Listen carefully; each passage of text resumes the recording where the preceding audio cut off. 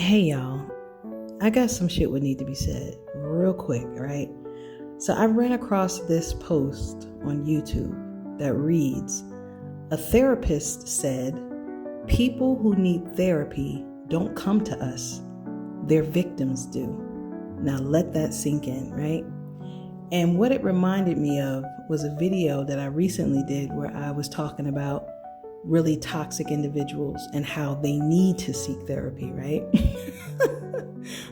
So when I saw this post, I was like, of course, that makes sense. They won't seek therapy because they don't think that they have a problem, right? But the people that they inflict the trauma onto, they don't understand what's going on with them. So they have to seek out help in order to figure out what the problem is, right? And just speaking from a personal experience of mine, when my ex-mother-in-law and father-in-law, when they poisoned my then 2-year-old daughter, Winter, which made her eyes roll into the back of her head.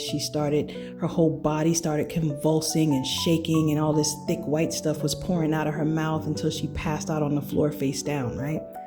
And immediately, like I just hauled ass to take my baby to the hospital. But so that was a crazy day. I'll never forget it. February 22nd, 2019. It was a horrific day. It was, and that whole experience did something to me, right? But I didn't know what it had mentally did to me. It's kind of like how, like, you can get into a car accident and you're not like banged up or anything so that you think you're okay.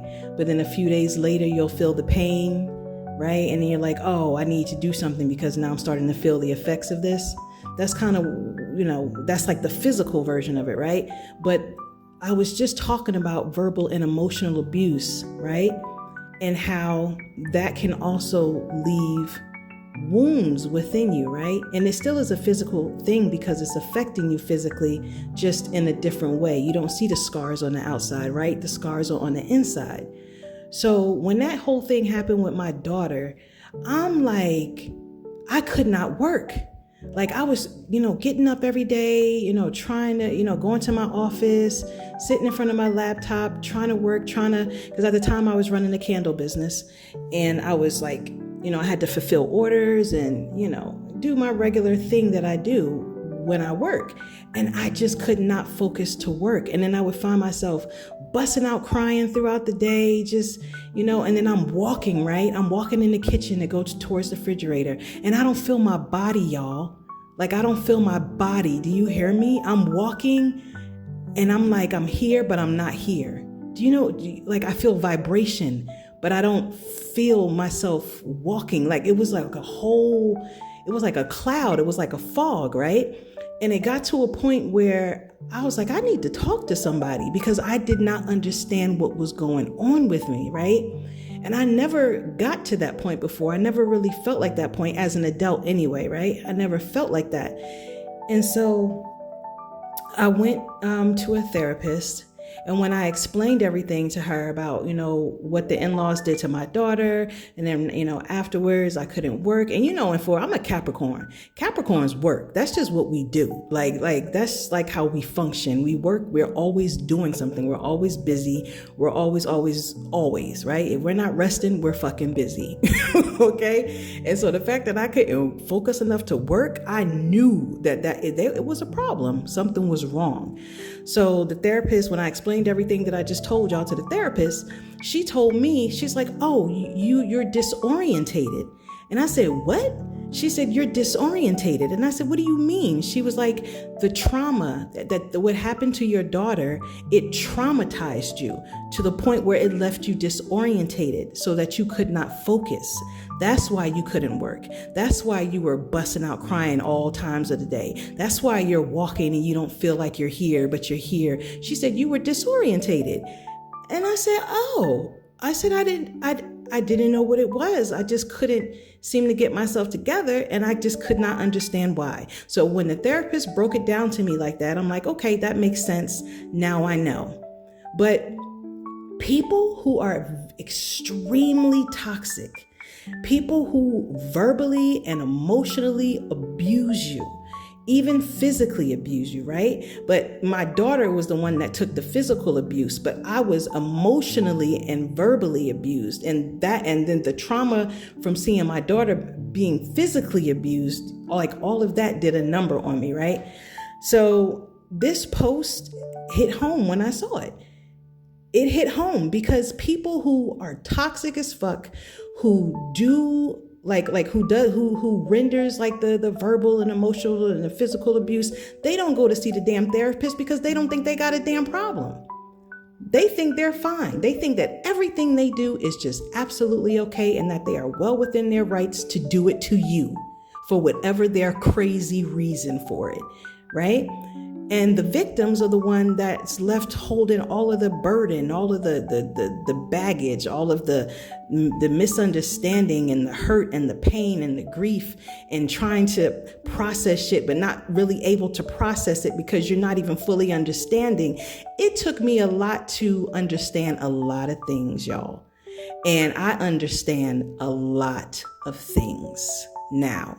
And you know how they say you got to go through some things in order to grow, like you got to go through some things in order to understand how certain things operate.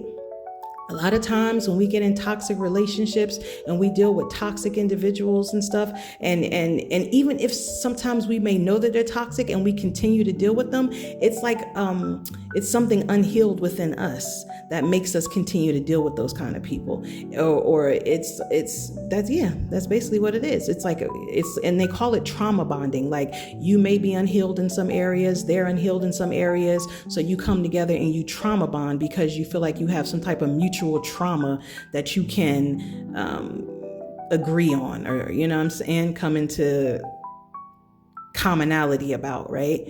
But once you go through some stuff and then you start recognizing patterns and you start seeing red flags, and you're able to discern the toxicity a lot faster. So you're able to remove yourself from the situation or from the person or from the group, right? Like it really is a process, but you have to want to heal in order to learn, in order to grow. A lot of people don't want to heal. They feel like it's too much work. They don't want to heal. They'd rather not go through that shit. They'd rather just remain toxic.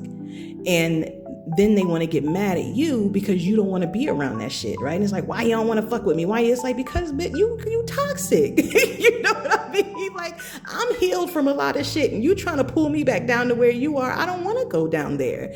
I don't want to go back down there. I don't. It hurts. No, thank you. I'd rather pass. You know what I'm saying? But therein lies the combativeness, right? It's like light combating against dark, right? You know, one not understanding the other, but you balance yourself out by being in the middle, right? By meeting in the middle between both. But that's another story. I'm not going to get into that. But yeah, this post hit home. And I want to know, when you read these words, can you relate? Do this post hit home for you? And how many of you had to go to therapy because of what somebody did to you? Comment, y'all.